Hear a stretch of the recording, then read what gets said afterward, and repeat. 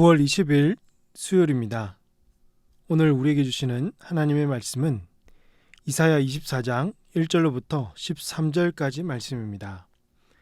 보라, 여호와께서 땅을 공허하게 하시며 황폐하게 하시며 지면을 뒤집어 엎으시고 그 주민을 흩으시리니 백성과 제사장이 같을 것이며 종과 상전이 같을 것이며 여종과 여준이 같을 것이며 사는 자와 파는 자가 같을 것이며 빌려주는 자와 빌리는 자가 같을 것이며 이자를 받는 자와 이자를 내는 자가 같을 것이라. 땅이 온전히 공허하게 되며 온전히 황무하게 되리라. 여호와께서 이 말씀을 하셨느니라. 땅이 슬퍼하고 쇠잔하며 세계가 쇠약하고 쇠잔하며 세상 백성 중에 높은 자가 쇠약하며 땅이 또한 그 주민 아래서 더럽게 되었으니 이는 그들이 율법을 범하며 율례를 어기며 영원한 언약을 깨뜨렸음이라.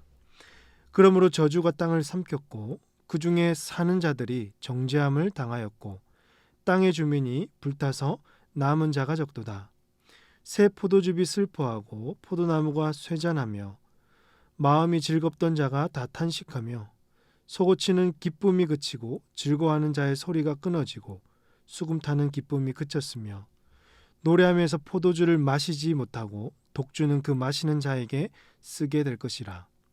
약탈을 당한 성읍이 허물어지고 집마다 닫혀서 들어가는 자가 없으며 포도주가 없으므로 거리에서 부르짖으며 모든 즐거움이 사라졌으며 땅의 기쁨이 소멸되었도다. 성읍이 황무하고 성문이 파괴되었느니라. 세계 민족 중에 이러한 일이 있으리니 곧 감람나무를 흔든 같고 포도를 거둔 후에 그 남은 것을 주움 같을 것이니라. 아멘.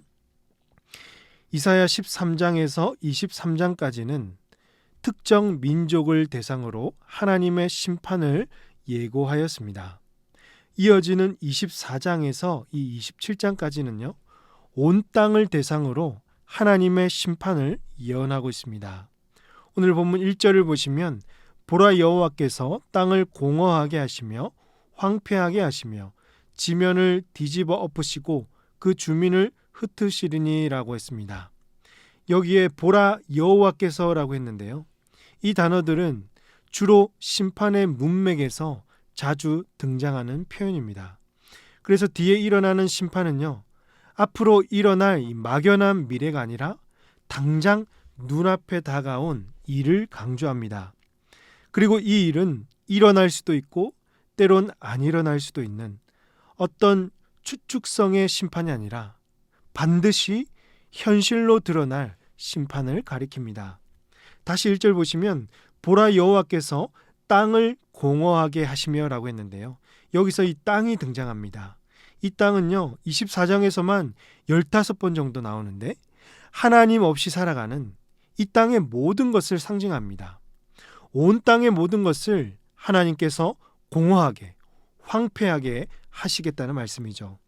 또 2절 보시면 백성과 제사장이 같을 것이며 종과 상전이 같을 것이며 여종과 여준이 같을 것이며 사는 자와 파는 자가 같을 것이며 빌려주는 자와 빌리는 자가 같을 것이며 이자를 받는 자와 이자를 내는 자가 같을 것이다 라고 했습니다. 즉 하나님께서 심판하실 때는 이 땅에서의 어떤 종교적 특권이나 사회적 지위, 경제적 능력이 아무 소용이 없고 모든 것이 심판의 대상이 된다는 뜻입니다. 하나님의 심판을 피할 자는 아무도 없다는 말씀이죠. 이어지는 구절에서도 이 1절을 반복하는 구절들인데요, 현재 예언자가 선포하는 이 온 땅의 심판은요, 하나님의 때가 되면 반드시 성취될 것을 강조하고 있습니다. 그렇습니다. 하나님의 심판에는 예외가 없습니다. 하나님 없이 살아가는 세상 사람들은 물론이고요, 하나님의 백성이었다고 해도 공의와 정의를 상시하고 말씀에 불순종하면서 살아간다면 하나님의 심판의 대상이 될 수 있다는 것입니다. 그러므로 사랑하는 성도 여러분, 하나님 앞에서 정말 신실하게 살아가시길 원합니다. 하나님을 경외하시기 바랍니다. 하나님을 두려워하면 이 땅에서 공의와 정의를 이루며 살아갈 수 있습니다. 나의 정욕이 앞서고 세상의 온갖 유혹이 나에게 찾아와도 여러분, 그때마다 하나님의 말씀으로 판단해서 과연 하나님이라면 어떻게 하셨을까를 늘 생각하며 하나님께 여쭙고 하나님의 공의와 정의를 실현해야 할 것입니다. 한치라도 말씀에 어긋난 일이라면 굳은 심지를 가지고 그때마다 잘 뿌리치시기 바랍니다. 만일 우리가 정의와 공의를 이루지 않으면 하나님께서 의지를 다하여서 이 땅에 정의와 공의로운 심판을 반드시 이루어 가실 것을 기억해야 할 것입니다. 이어지는 오늘 본문은요, 땅의 저주를 말씀하고 있는데요. 이렇게 하나님께서 땅을 저주할 수밖에 없었던 이유는요, 이 땅의 주민들이 율법을 어기고 하나님과 맺은 언약을 깨뜨렸기 때문입니다. 5절 말씀 보시면 땅이 또한 그 주민 아래에서 더럽게 되었으니 이는 그들이 율법을 범하며 율례를 어기며 영원한 언약을 깨뜨렸음이라. 그렇기 때문에 이 하나님의 저주를 피할 수가 없었습니다. 6절에서 그러므로 저주가 땅을 삼켰고 그 중에 사는 자들이 정죄함을 당하였고 땅의 주민이 불타서 남은 자가 적도다라고 하죠. 땅의 저주가 임해서 극히 일부의 사람들만 살아남았고 포도주도 떨어지고 포도나무는 생명력을 잃고 다시는 열매를 맺지 못해서 이 사람들은 즐거움을 잃어버리고 모두가 한숨만 짓게 되는 것이죠. 9절을 보니까 삶의 즐거움을 상실한 사람들에게는 이 술이 쓰디쓴 독주밖에 되지 않을 것이며 10절에서 약탈당한 성읍은 다 허물어지고 집집마다 문은 닫혀서 들어가는 자가 아무도 없게 될 것입니다. 마지막 11절에서 거리마다 슬픔은 끝이 없고 절망과 슬픔을 잊기 위해서 모두가 이 포도주를 달라고 이 술을 기운으로 이겨보려고 하지만 그들이 즐기고 좋아했던 이 모든 기쁨은 결국 다 사라지게 될 것입니다.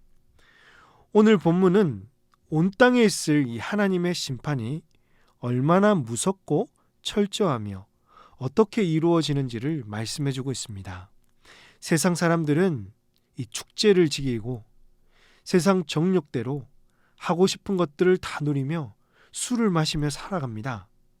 이들에게는 갑작스럽게 찾아온 심판일지 모르나 하나님은 이미 미리 때를 기다리고 계시고 심판을 이루실 것입니다.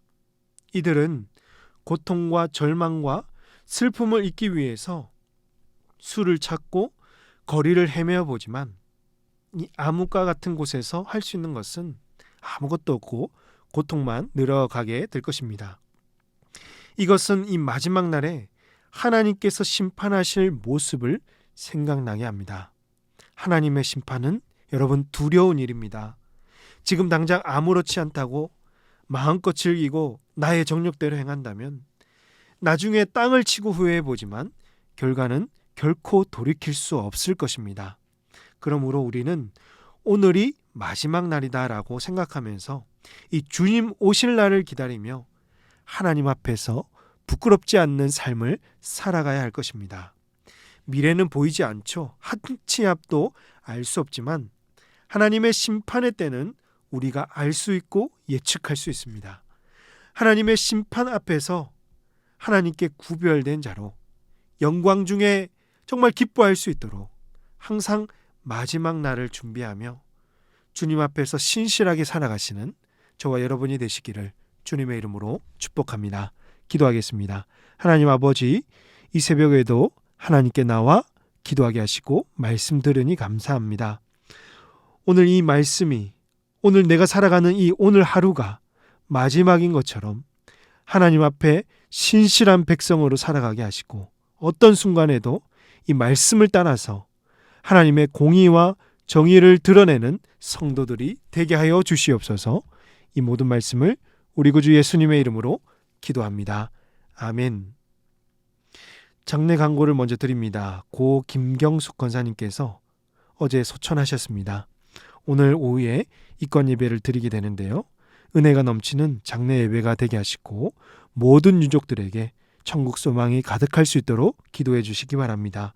오늘 말씀을 기억하시며 기도하시고 주간 기도 제목을 따라서 전도와 선교를 위해서 기도하겠습니다.